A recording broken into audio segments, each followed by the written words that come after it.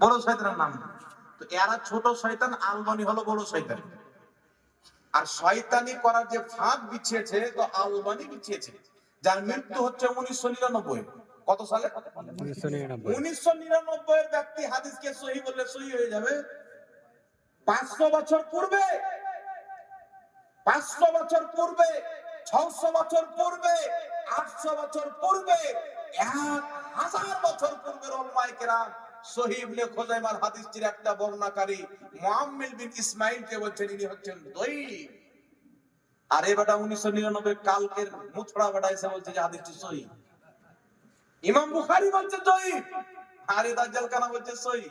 আর এই কিতাব লিখবে তো এরা হাওয়ালা দিবে ওই ইবনে ইয়ার কি নাম বললাম, আলবানী, নাসিরউদ্দিন আলবানী। আলবানীর হাওয়ালা দিবে, মানে ছোট চোর বড় চোরের হাওয়ালা দিচ্ছে। বলছে আমরা চুরি করিনি, আমাদের বাপ আলবানী করেছে, হাদিসটি সহিহ।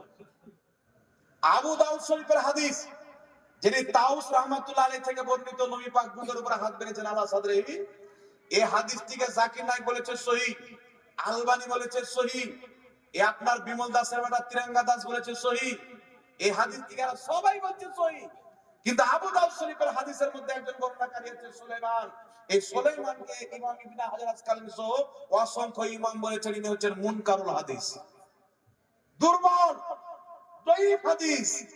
সহিহ হাদিসকে বলছে যে বুকের উপরে হাত বানার 5টা সহিহ হাদিস আছে, আর নাভির নিচে হাত বানার 4টা সহিহ হাদিস আছে, তবুও মানুষকে বলছে একটাও না। মানে যেটা আছে ওটা নাই, আর যেটা নাই ওটা আছে। এরকম হচ্ছে এদের চরিত্র। তাই বিরাদর ইসলাম, হাদিসের নামে হাদিসকে মিটানো হচ্ছে। এরা বলছে যে সহিহ হাদিসের উপর আমল করো, এর মানা কি জানেন? একটু আমার দিকে লক্ষ্য করেন বাবা। এরা বলছে যে সহিহ হাদিসের উপর আমল করো, এর অর্থ কি জানেন? যে আমরা যেটাকে সহিহ বলি ওটার উপর আমল করো। ইমাম বুখারী সহিহ বললে চলবে না, ইমাম ইবনে হাজার আসকালানী সহিহ বললে চলবে না, ইমাম নাসাই সহিহ বললে চলবে না, ইমাম ইবনে হিব্বান সহিহ বললে চলবে না, ইমাম হাকিম সহিহ বললে চলবে না। আহলে হাদিসদের আজকের গাঁজাখোর মৌলবীরা যেটাকে সহিহ বলবে ওটাই সহিহ। যত ইমাম সহিহ বলুক, ওকে জাল বলুক, ইমাম জাল বলুক, এরা সহিহ বললে সহিহ, ইমাম সহিহ বলুক, এরা জাল বললে জাল হয়ে যায়। এদের উদ্দেশ্য এটা, সহিহ হাদিস আমল করো, মানে আমরা যেটাকে সহিহ বলি। তাই বিরাদর ইসলাম, খবরদার, না বুকের উপরে হাত বানার কোন সহিহ হাদিস আছে, না আমার নবীর এইরকম কোন সহিহ হাদিস আছে যে ইমামের পিছনে যেই ব্যক্তি কেরাত করবে না তার নামাজ হবে না, এরকম কোন হাদিস নেই। ইমামের পিছনে যে ব্যক্তি সূরা ফাতিহা পড়বে না তার নামাজ হবে না, এইরকম একটা কিয়ামত পর্যন্ত নবী থেকে কেউ সহিহ হাদিস দিতে পারে না। তাই খবরদার বিরাদর ইসলাম, আমি 100% গ্যারান্টি দিয়ে এবং চ্যালেঞ্জ দিয়ে বলছি, এই জমিনের মাটিতে বিশুদ্ধ নামাজ, রাসূলুল্লাহর সালাত, রাসূলুল্লাহর নামাজ, সাহাবার নামাজ যদি দেখতে চান, ওই নামাজটা হচ্ছে হানাফি সুন্নিদের নামাজ। সুবহানাল্লাহ, এই নামাজটা হচ্ছে সঠিক। আমরা ইমামের পিছনে কেরাত করি না। অসংখ্য সহিহ হাদিস রয়েছে নাসাই শরীফের মধ্যে, ইবনে মাজাহ শরীফের মধ্যে, তিরমিজির মধ্যে। সময় কম, বলে বলে শুনিয়ে দিতাম। রাসূল করিম সাল্লাল্লাহু আলাইহি ওয়াসাল্লাম বলেছেন, ইমাম যখন কেরাত করবে ফানসিদু, তখন তোমরা চুপ থাকো। আল্লাহর কোরআন বলছে, কোরআন যখন তেলাওয়াত করা হবে চুপচাপ কান লাগিয়ে শোনো, কিছু বলার প্রয়োজন নাই, যেন তোমাদের উপর রহম করা হয়। ইমাম তাবরানী তাফসীর করেছেন, এটা হচ্ছে নামাজীদের জন্য।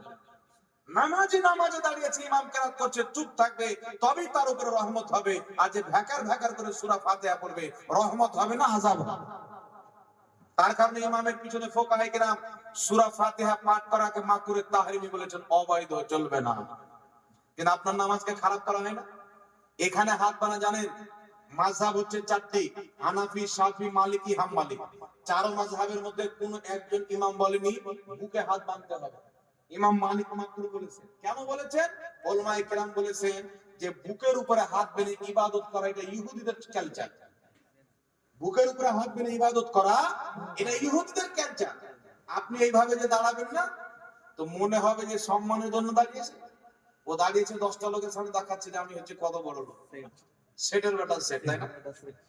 কেউ এইভাবে, কেউ আপনার এইভাবে, কেউ ফের এইভাবে, কেউ তো ফের আছে এইভাবে। ও গলা পর্যন্ত তো হাত বাঁধে। জি, কাতার সোজা করার নামে পাওকে এমন ছিতরা দিচ্ছে, মানুষকে বুঝাচ্ছে যে আমরা ফাঁকা রাখি না, তো তুই ট্যাঙ্ক ফাঁকা রাখিস না, তো তোর তলা দিয়ে চলে যাচ্ছে শয়তান। জমিদার হল জমি দখল করা হবে। নবী পাক সাল্লাল্লাহু আলাইহি সাল্লাম বলেছেন তোমরা ফাঁকা রাখিও না, পায়ে পা মিলিয়ে দাঁড়াও। রাসূল বলছেন মিলিয়ে দাঁড়াও, আর এরা বলছে চড়িয়ে দাঁড়াও। মিলার আর চড়ানোর মধ্যে মোবাইল কোথায় গেল? মিলানো আর চাপানোর মধ্যে তফাৎ আছে না নাই বাবা? বাপের ইজ্জত নামাজের বাইরেও করতে হবে, নামাজে দাঁড়ানোর পূর্বে পর্যন্ত করতে হবে। যতক্ষণ আপনি নামাজে যান নেই, বাপের সম্মান করতে হবে কি হবে না? বাপ দাঁড়িয়েছে, ওর পায়ের উপরে পাউচা পেতেছে, শরীর এত অবদর। নবী পাক সাল্লাল্লাহু আলাইহি সাল্লাম বলছেন এক মুসলমানের যদি অপর মুসলমানের পায়ে পা টাচ হয়ে যায় তাকে সালাম দাও। কি দাও? সালাম দাও। আর ওই জিনিসটাই যেটা বৈধ না শরীয়তে, অপছন্দনীয় জিনিস, ওই জিনিসটা আবার নামাজে এসে জায়েজ হয়ে যাবে? বাপ দাঁড়িয়েছে লাগাও পায়ে পায়ে, দাদা দাঁড়িয়েছে চাপাও, পীর সাহেব থাকলেও চাপাও, মুহাদ্দিস থাকলেও চাপাও। রাসূল করিম সাল্লাল্লাহু আলাইহি সাল্লাম বলেছেন পায়ে পা মিলিয়ে, আমার পা এত দূর আছে আপনারও যেন এত দূর থাকে, আগে পা মিলিয়ে। বুঝতে পারছেন কথা আমার? পায়ে পা মিলিয়ে মানে সামনে যেন বরাবর থাকে, কেউ দু কাঠা আগে কেউ দু কাঠা পিছে এইরকম না থাকে। চাপার কথা আমার নবী বলেন, তার কারণ